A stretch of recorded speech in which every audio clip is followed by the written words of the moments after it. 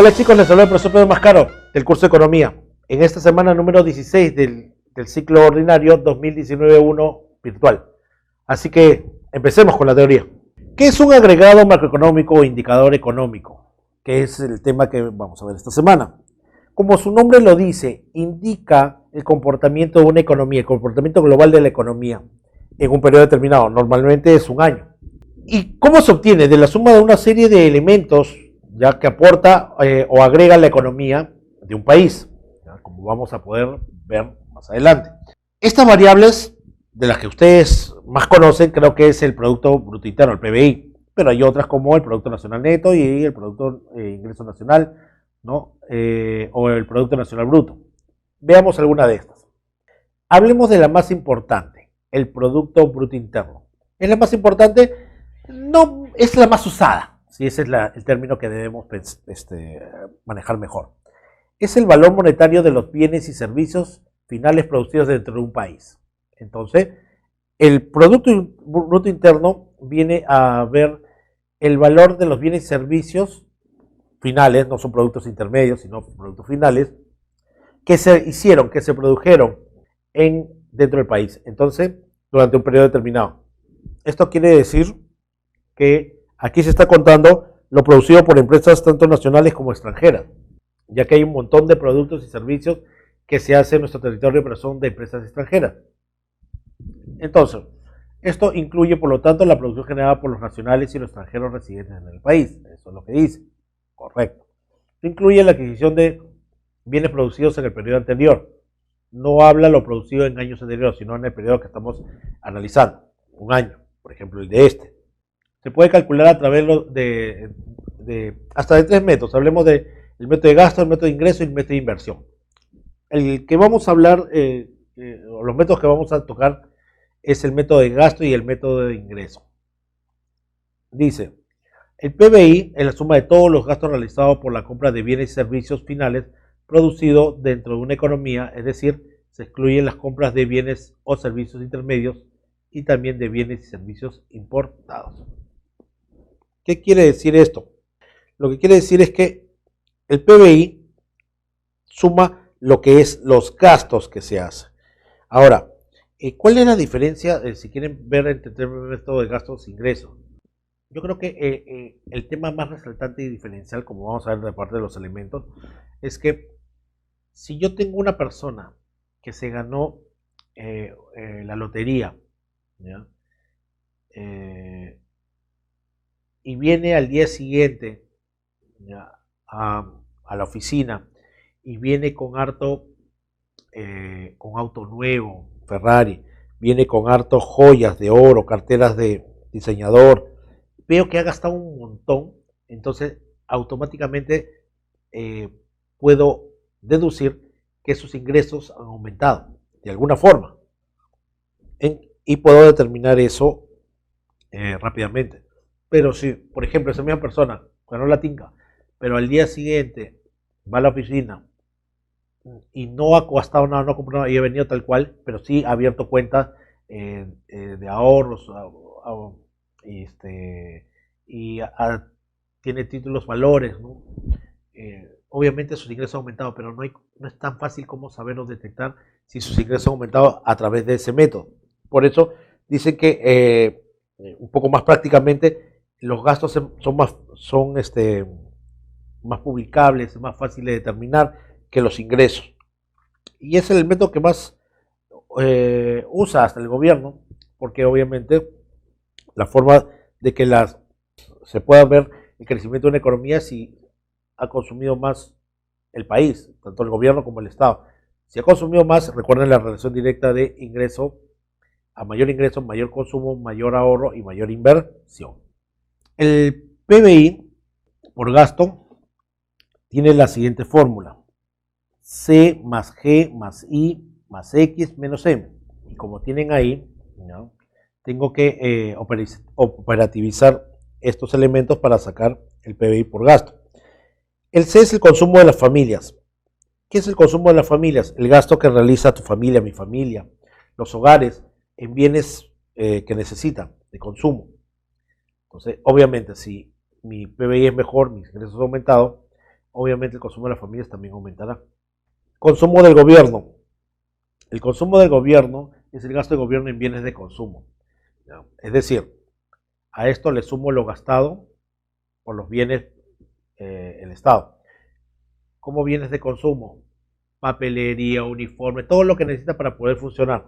Entonces, esos consumos del gobierno también se suman en un año al consumo de las familias. Ya tengo dos elementos. De ahí viene un tercer elemento. El tercer elemento es I, le sumas la inversión bruta interna. Esta inversión bruta interna tiene dos elementos, la formación bruta de capital fijo y la variación de existencias.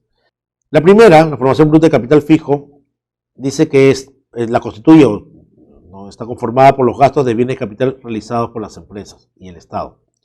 ¿Qué decir la compra de bienes de capital? Es decir, comprar una máquina, ¿ya? Una computadora. Entonces, esa inversión bruta interna son elementos que sirven para la inversión en un país, un tractor, un motocarga, etcétera, ¿no?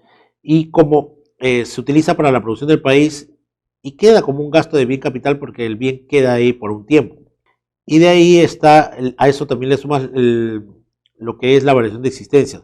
Considera el cambio de un periodo a otro en el nivel de existencias por todos los bienes no vendidos durante el periodo de su producción. Entonces, este cambio en el periodo entre lo que dice, las existencias que tenía y los bienes no vendidos durante el periodo de producción. Lo que pasa es que estamos hablando de la materia prima que yo tenía en un año, entonces podemos entenderlo así. Entre un año y otro año, un periodo y otro año, ¿ya? Existe el nivel de existencias de las cosas que no he vendido, mi almacén de productos terminados. Entonces, hay productos este año que no he podido vender. ¿Ya? Eso entra en inversión bruta interna. Es decir, a las compras que he hecho quedan los bienes que no pude vender en el periodo anterior, ¿ya? De su producción. Es decir, si estamos hablando de la venta de autos, bueno, los autos que no pude vender entran a la inversión bruta, ¿ya? Sumado a lo que es el capital fijo. Exportaciones. Las exportaciones también se suman. ¿Por qué? Son bienes y servicios y son las ventas al exterior de los productos generados en el territorio interior. Y eso genera ingreso de dólares. Las exportaciones de bienes y servicios constituyen la compra de productos realizadas por algunos residentes al exterior. Esto se resta. ¿Por qué? Porque acá no son los gastos que realiza nuestra economía, acá son las compras de productos que realiza la gente, los agentes residentes en el exterior.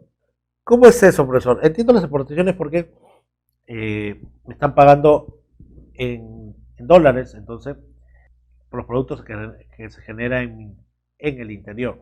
Entonces también tienes que contabilizarlo, ¿no? Porque son los gastos que has hecho para exportar. En cambio, la importación tiene que sumar porque no es tanto un gasto, ¿no?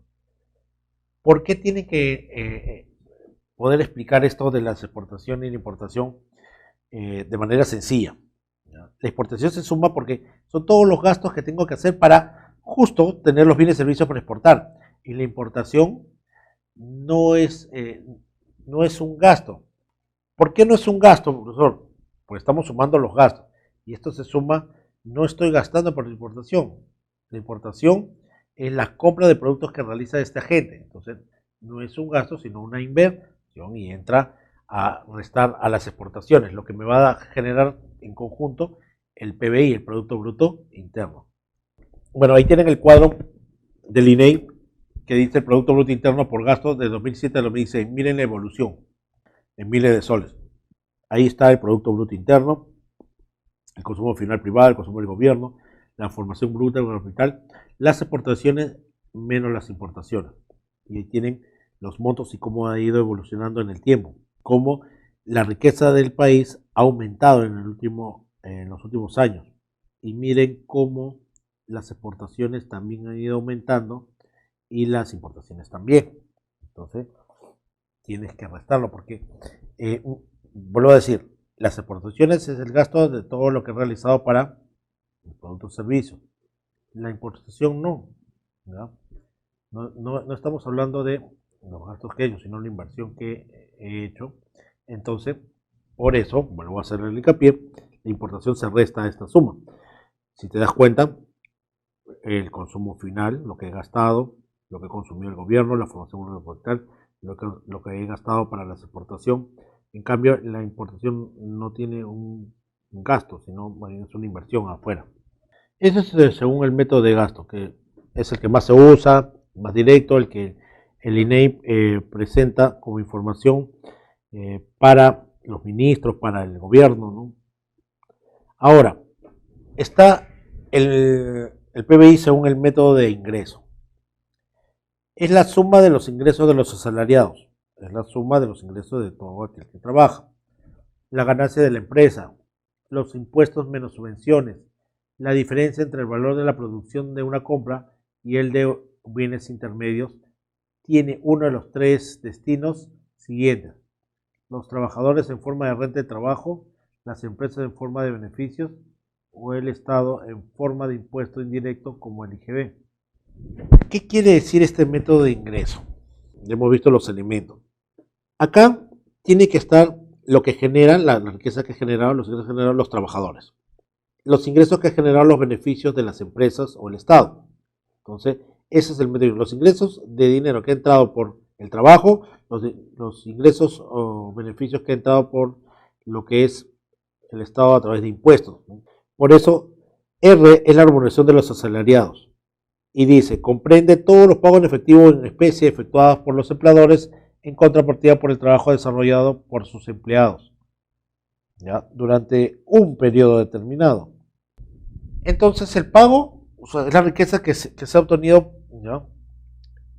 Por los trabajadores. Ahora, las contribuciones a la seguridad social y los regímenes privados de pensiones se incluyen en esta remuneración de asalariados.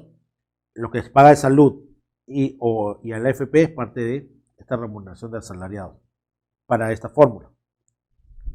El excedente de explotación bruta es la retribución, es decir, es lo que yo recibo al riesgo empresarial, las ganancias y pérdidas, derivadas de la actividad productiva de esta unidad económica. Entonces, este consumo de capital fijo o depreciación es un valor de reposición. ¿Por qué sumas este valor? Porque dice que es la reposición de los activos fijos tales como maquinaria, instalaciones y equipos consumidos durante un periodo productivo como resultado del desgaste normal. Entonces, esa es la otra cosa a la que sumas el salario. Le sumas ese excedente de explotación. Es decir, ¿ya? Esto es la utilidad que obtienes de las ganancias o pérdidas que hace el empresario, más la depreciación, ¿ya? Esto lo incluye a la depreciación, que es la pérdida de valor. Recuerden, la depreciación es perder el valor en el tiempo por el uso de los bienes, de los bienes sobre todo, ¿no? ¿Qué es el ingreso mixto? El ingreso de los trabajadores dependientes o independientes empresariales de las empresas no constituidas en sociedad. Entonces, el ingreso mixto son los trabajadores dependientes o independientes que no están, que no están constituidas en sociedad. Entonces, acá es el ingreso de aquellos trabajadores independientes. O sea, mientras que en las remuneraciones de asalariados es gente que está en planilla, acá está el ingreso de los que son independientes o ingresos de estas empresas que no son sociedad, digamos que no están en planilla y tienen otro tratamiento. Y a esto el IPM, que es el impuesto de producción e importaciones, es ese monto que te cobra el Estado en proporción al valor agregado generado en el proceso de producción cuando se evalúa a precio de mercado. Entonces, este impuesto de producción e importación es un monto que te va a cobrar en proporción a ese valor agregado. En pocas palabras, acá obviamente en la producción también hay dinero, ha salido dinero, uno, para pagar a los trabajadores, el excedente de explotación bruta. Dos, para pagar a los trabajadores, tanto terceros como independientes. Y otra, es el dinero que ha salido para pagar el impuesto, porque de trabajar, ¿ya? De invertir en una sociedad, en la producción, el trabajo, la utilidad, ¿no es cierto? Son los elementos que generan un ingreso. Entonces, a la hora de producir, el trabajo genera ese excedente, esa remuneración de salario a los que están en planilla. El excedente de explotación bruta viene a ser viene a sumar lo que es la utilidad y las ganancias más la depreciación, ¿no? Son cosas que ingresan al mercado gracias a el trabajo y a la producción. El ingreso mixto es el ingreso de los trabajadores independientes o dependientes de empresas no constituidas en sociedad, es decir, trabajos generalmente informales.